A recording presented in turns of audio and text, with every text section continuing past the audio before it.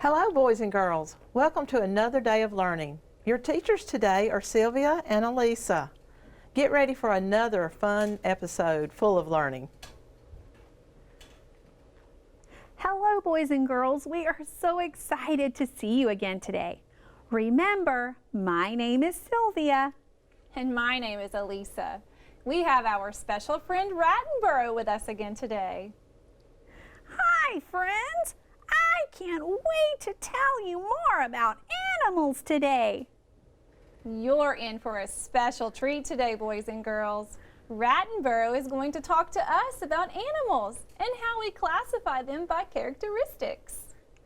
I've heard the word classify before in math. I remember that we classified shapes. Some are circles, some are squares, and others are rectangles. And sometimes the cheese I eat is shaped like a triangle. Those are all great examples of how to classify shapes. When we classify things, we put them in certain categories or groups. I am curious about how we classify animals. Do we classify them like we do shapes in math? That's a great question, Sylvia.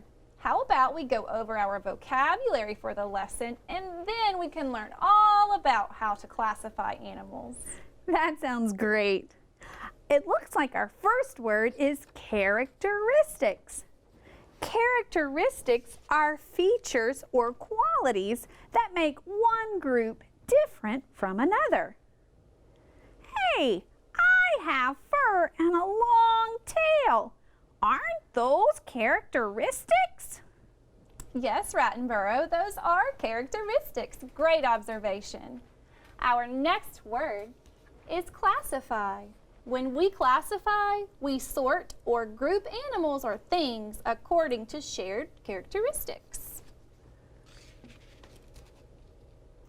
Remember how we classified our shapes? Like circles or triangles like cheese. Oh, I can read the next word. Invertebrates. My friend Sammy the slug is an invertebrate because he doesn't have a backbone.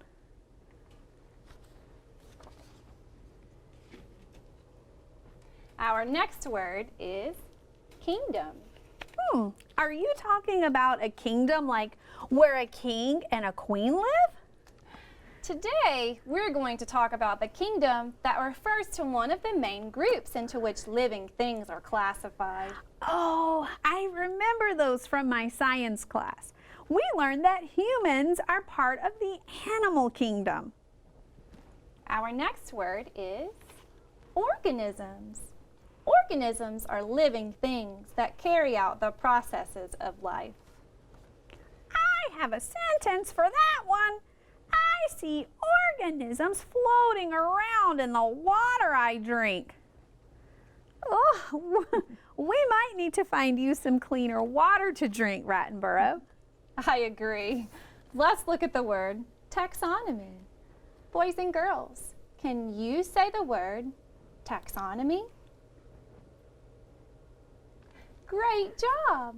Taxonomy is the science of grouping organisms based on shared characteristics. I have a sentence for that one. Scientists study taxonomy so they can better understand how animals have changed over time. Wow, you are smart, Sylvia! Our last word is vertebrates. Vertebrates are animals that have a backbone. All of us have backbones, so we are vertebrates. Boys and girls, let's read our vocabulary words one more time together. I will read the word and you echo it back to me. Characteristics, classify, invertebrates, kingdom, organisms, Taxonomy, vertebrates. I am so excited to learn more about these words today. Boys and girls, are you ready to hear Rattenborough tell us a story? Great, I am too. Aha, I'm back. It's me, Rattenborough, animal expert and world traveler. We've explored lots of habitats together, haven't we? From hot savannas to cold Arctic regions.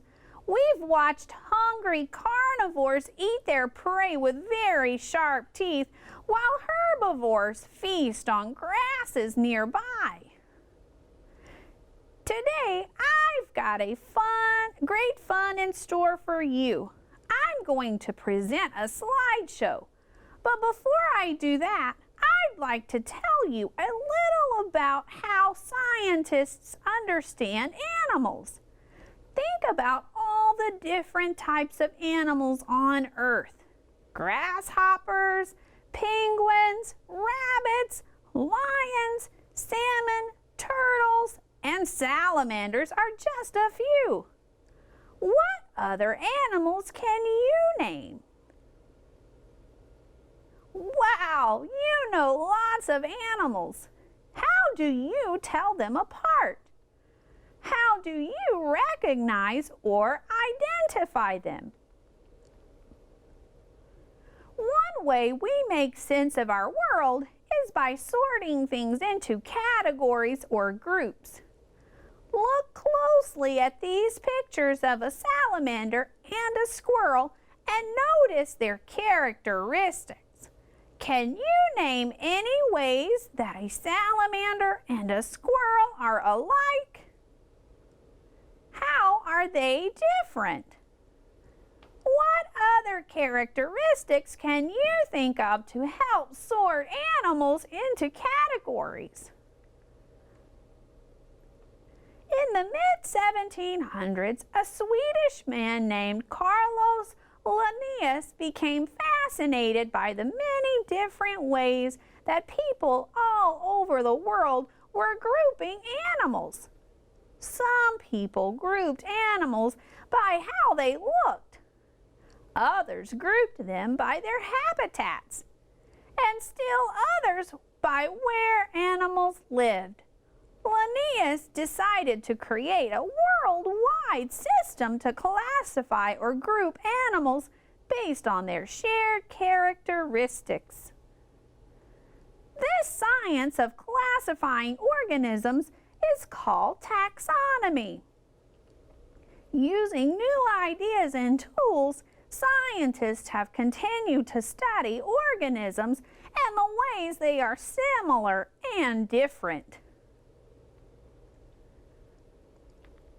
Scientists agree that groups of organisms are divided into two kingdoms. Plants and animals are the two I know the most about, and today I'm here to talk to you about my favorite one, the animal kingdom. Scientists group animals into two categories. One of those categories is vertebrates. A vertebrate has a backbone. Do you have a backbone? Yes, you do, and so do I. That is one of our common characteristics. My backbone is much smaller than yours because I am smaller. But if you look closely at this image, you can see how similar the bones are. A little more than 95% of all animals on Earth are invertebrates. Now that you know a vertebrate is an animal with a backbone, what do you think an invertebrate is? That's right, an invertebrate is an animal without a backbone. Wow, there are a lot more invertebrates on Earth than vertebrates. Now I'm ready to show you my pictures of my animal friends that represent 5 groups of vertebrate animals. Here's Paulo Piranha from Colombia. This is Tabitha Toad from Brazil. Here's Anaconda from Peru. This is Ebenezer Egret from South Africa. And meet Hilda Hippo from Tanzania. Be sure to keep a sharp eye out for my friends. You never know when one of them might turn up. Now we will place the images of Rattenborough's friends onto our chart. Remember, when we classify animals, we group them into certain categories.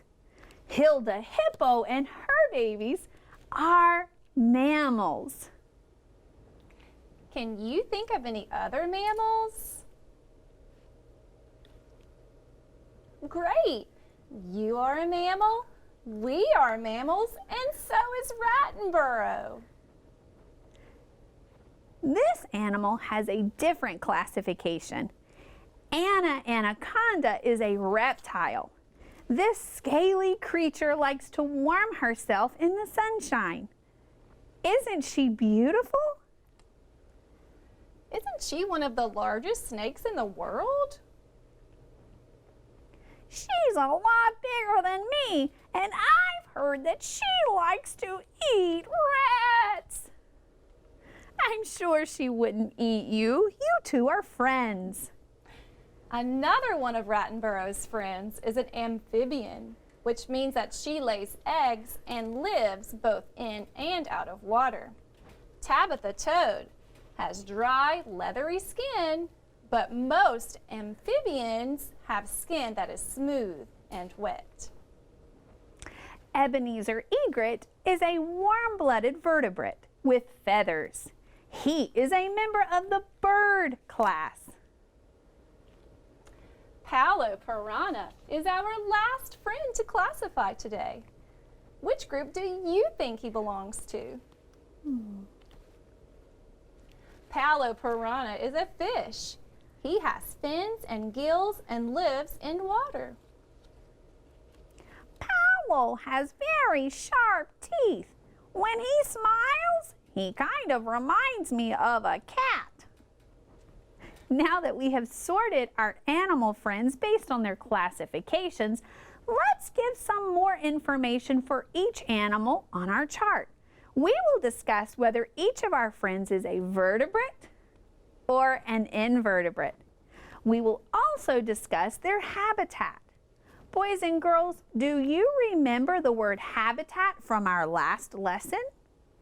If so, tell someone watching with you the meaning of the word habitat.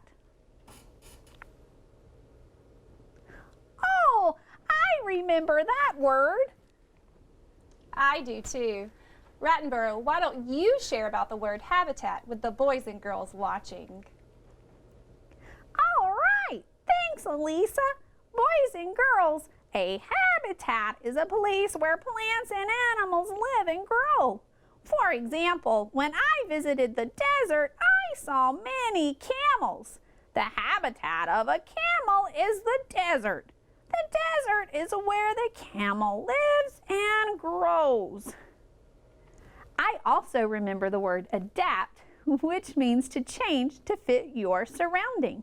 Camels are able to adapt to living in the desert where there is very little water.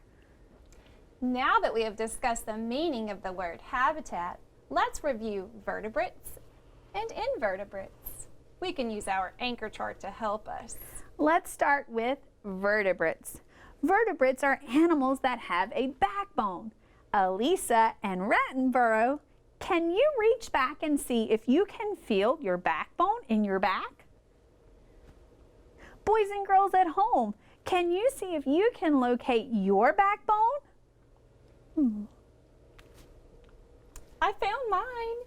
It's located in the center of my back and goes up and down. I found mine too. I can feel my backbone too. What about you, boys and girls? Can you feel your backbone? That's right. Your backbone is located in the center of your back. All of us have backbones, so we are all vertebrates. That's right, Elisa. Since we have backbones, we are vertebrates. Now, let's review invertebrates. Boys and girls, if vertebrates have backbones, then how can we describe invertebrates? Share your thoughts with someone watching with you. Yes, boys and girls, invertebrates are animals that do not have a backbone. Rattenborough, can you think of an animal whose habitat is the ocean that is also an invertebrate? Let me think. Oh, I know, a jellyfish. Great job, Rattenborough. A jellyfish is an invertebrate because it does not have a backbone. Jellyfish are like little squishy blobs. That's one way to describe them. Okay, now that we have reviewed the words habitat, invertebrate, and vertebrate, let's use what we know to complete our classification chart. The first animal group on our chart is insect. It's already been completed for us as a guide. Insects are invertebrates because they do not have a backbone. Insects can be found in many different habitats, such as on land or in water. Let's look at our next animal group, which is fish. We have a picture of our friend, Paulo piranha. Would Paulo be a vertebrate or an invertebrate? Oh, I know. Paulo would be a vertebrate because, like all fish, he has a backbone. That's correct. Let's place the word vertebrate on our chart to show that Paulo is indeed a vertebrate. Let's identify the habitat of Paulo. I know that fish, like our friend Paulo, live in water. Some live in oceans and some live in ponds and lakes, while others live in rivers and streams. So the habitat of fish, like Paulo, would be water. Great thinking, Sylvia. That's correct. Let's add the word water to our chart to show that it is the main habitat of fish.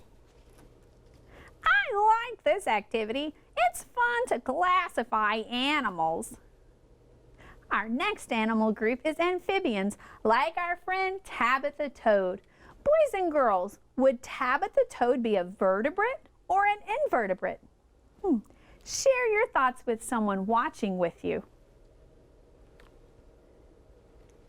If you said vertebrate, you are correct. Let's place the word vertebrate on our chart to show that Tabitha Toad does have a backbone.